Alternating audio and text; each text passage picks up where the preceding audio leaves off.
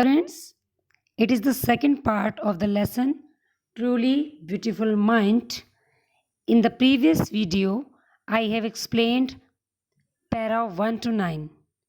Let, let me recapitulate what we have studied earlier. This chapter is about Albert Einstein.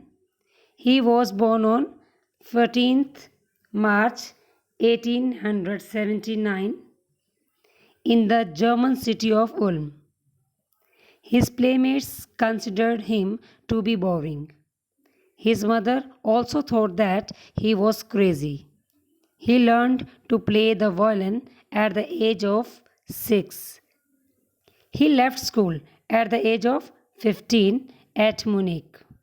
After completing his schooling, he got admission in the University of Zurich. He was more interested in physics and mathematics.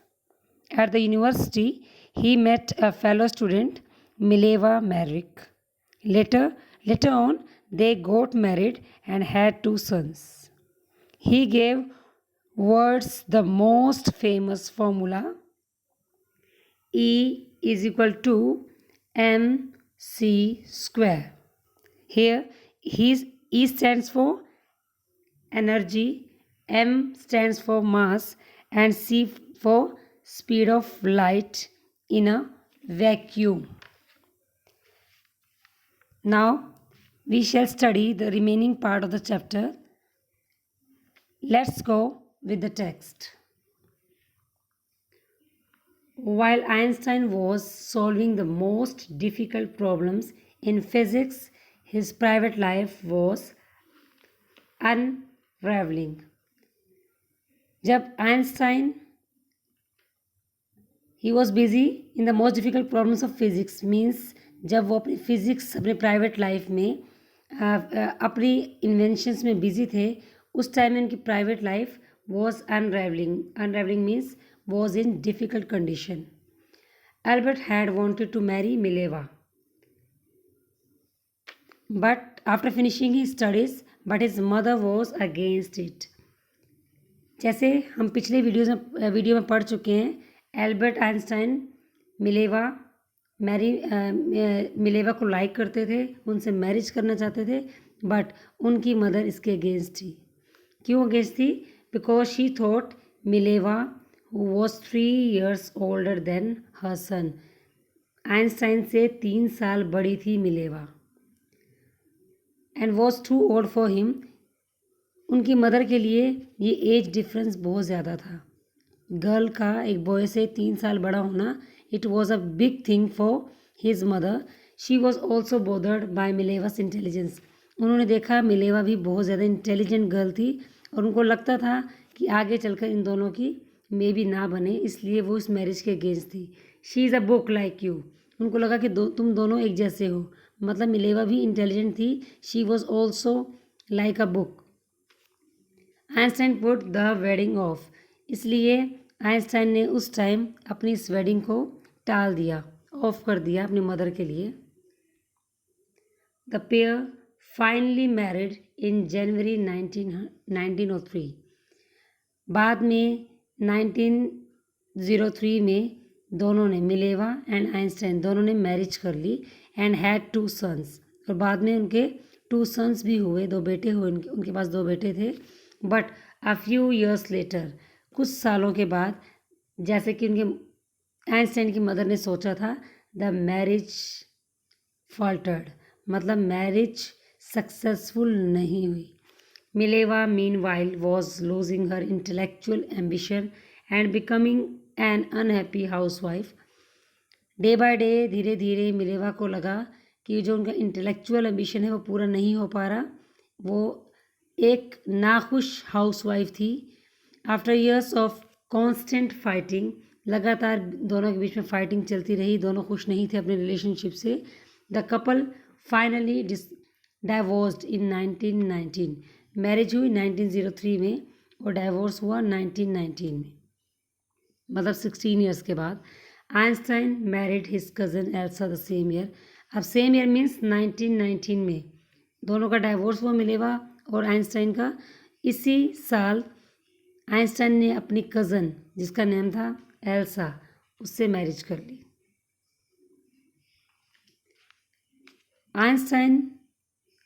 Einstein's new personal chapter coincided with his rise to world fame। जैसे उनकी जो personal life थी उसके साथ साथ जो उनकी private life थी, मतलब उनकी जो उनका वर्ल्ड में फेम बढ़ता गया। इन 1915 ही had published his general theory of relativity. 1915 में उन्होंने अपनी जनरल थ्योरी ऑफ रिलेटिविटी को पब्लिश किया, which provided a new interpretation of gravity. जो ग्रेविटी का एक नया इंटरप्रिटेशन मीन्स एक नई एक्सप्लेनेशन थी। An eclipse of the sun in 1919 brought proof that it was accurate. Sun eclipse ने 1919 में प्रूव कर दिया कि जो उनकी थ्योरी थी, आइंस्टाइन ने जो थ्योरी दी थी वो रियलिटी में एक्यूरेट थी, बिल्कुल करेक्ट थी, एप्रोप्रिएट थी। Einstein had correctly calculated in advance what he calculated the extent to which the light from the fixed stars would be deflected through the sun's gravitation field। उन्होंने पहले ही calculate कर रखा था कि जो फिक्स स्टार हैं, जो एक जगह स्थिर रहते हैं, उन पर इफेक्ट पड़ता है सन की ग्रेविटी का। The newspapers proclaimed this work as a scientific revolution. Newspaper ने उनकी इस काम को प्रोक्लेम किया, एक्सप्लेन किया, डिफाइन किया as a scientific revolution. Now paragraph 13, Einstein received the Nobel Prize। Here the most important thing is Einstein received the Nobel Prize for Physics in 1921।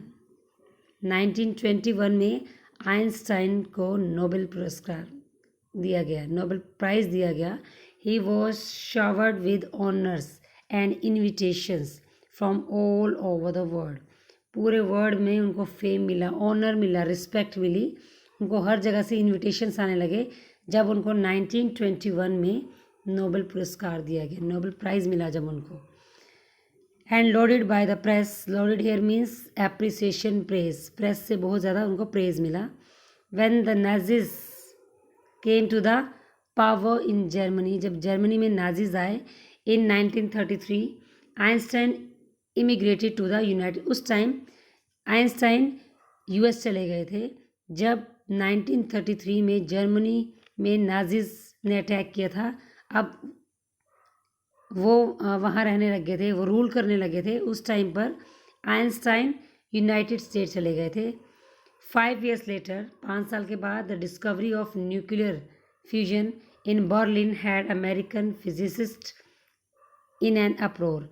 जब Berlin में न्यूक्लियर बनने के जब उनको पता लगा अमेरिकन फिजिसिस्ट को, तो वहाँ पर एक हलचल मच गई थी। Many of them had fled from fascism. काफ़ी लोग वहाँ से चले गए थे, just as Einstein had, and now they were afraid the Nazis could build and use the atom bomb.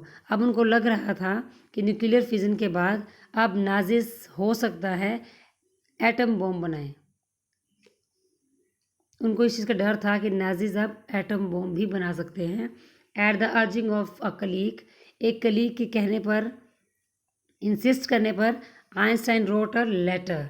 Einstein ने एक लेटर लिखा टू द अमेरिकन प्रेसिडेंट। उस टाइम अमेरिकन प्रेसिडेंट कौन थे? Franklin D Roosevelt. फ्रैंकलिन उस time के president थे। अपने एक कलीग के कहने पर आइंस्टाइन ने एक लेटर लिखा उनको ऑन 2 अगस्त 1939 में, इन विच ही वॉन्ड। इस लेटर में जो डायरेक्टली प्रेसिडेंट को लिखा गया था, अमेरिकन प्रेसिडेंट को लिखा गया था, जिसमें आइंस्टाइन ने वॉर्न किया था, a single bomb of this type exploded in a pot might very well destroy the whole port together with some of the surrounding territory। इस तरह का अगर उनका, वो किसको पॉइंट आउट कर रहे थे? नाजिस का बनाया हुआ एटम बॉम्ब। उन्होंने अमेरिकन प्रेसिडेंट को लिखा, अगर इस टाइप का बॉम्ब बन जाता है और एक्सप्लोड किया जाता है तो उसके बाद उसके कॉन्सिक्वेंसेस क्या होंगे, उससे जिस पोर्ट पर ये एक्सप्लोर किया जाएगा उससे वो तो बिल्कुल डिस्ट्रॉय होगा ही होगा। जो आसपास के जितनी टेरिटरीज़ हैं, जितने भी आसपास के क्षेत्र हैं, वो सभी के सभी डिस्ट्रॉय हो जाएंगे, पूरी तरह ख़त्म हो जाएंगे। His words did not fail to have an effect. उसके जो ये वर्ड्स थे वो फेल नहीं हुए। इससे अमेरिकन राष्ट्रपति को इफेक्ट पड़ा। जब उन्होंने इस चीज़ को पढ़ा, द अमेरिकन्स डिवेलप्ड, इस तरह से अमेरिका ने डेवलप किया एक atom bomb in a secret project of their own. America ने भी शुरुआत कर दी थी, सीक्रेटली उन्होंने एक एटम बॉम्ब बनाया एंड ड्रॉप्ड। और उन्होंने इसको टेस्ट करने के लिए, आप सभी ने सुना होगा जापान के हिरोशिमा नागासाकी पे जो हुआ 1945 में, उस टाइम अमेरिका ने अपने एटम बॉम्ब को टेस्ट करने के लिए जापान के हिरोशिमा एंड नागासाकी 2 जगहों पर इसको टेस्ट किया था, एक्सप्लोड किया था। Einstein was deeply shaken by the extent of the destruction. उसके बाद इतनी ज़्यादा डिस्ट्रक्शन को देखने के बाद आइंस्टाइन बहुत ज़्यादा डीपली इफेक्टेड हुए थे। This time he wrote a public missive to the United Nations. इस बार उन्होंने प्राइवेट ना लिखकर पब्लिकली एक मैसेज लिखा था। In it he propose the formation of a world government. इस टाइम उन्होंने एक वर्ल्ड गवर्नमेंट को बनाने का प्रपोजल रखा था कि कैसी गवर्नमेंट बनाया जाए, इसमें सभी वर्ल्ड के मेंबर्स को शामिल किया जाए। Unlike the letter to Roosevelt, this one made no impact. जैसे कि उन्होंने एक प्रीवियस लेटर लिखा था रूजवेल्ट को, उसका इम्पैक्ट पड़ा था, इस लेटर का कोई भी इफ़ेक्ट नज़र नहीं आया। But over the next decade, आने वाले 10 सालों में Einstein got ever more involved in politics में इन्वॉल्व हो गए, agitating for an end to the arms building up, using his popularity to campaign for peace and democracy. इस तरह से आने वाले 10 सालों में पॉलिटिक्स में शामिल हो गए। क्यों? अपने एक टारगेट को जो उन्होंने सोचा हुआ था उसको कंप्लीट करने के लिए उनको लगा कि पॉलिटिक्स में जाके इस चीज़ को वो चाहते थे कि वर्ल्ड में पीस हो, शांति हो, वॉयलेंस ना हो, और जितने भी आर्म्ड ये हमारे जो आर्म्ड जितने भी हमारे वॉर के लिए यूज़ होते हैं जो शस्त्र, उन सबको एंड हो, वो उनको यूज़ ना किया जाए। क्यों ना यूज़ किया जाए? क्योंकि उससे बहुत ज़्यादा डिस्ट्रक्शन होता है। When Einstein died in 1955 at the age of 76, उनकी डेथ हुई थी 76 की एज में। जब वो 76 के थे, he was celebrated as a visionary.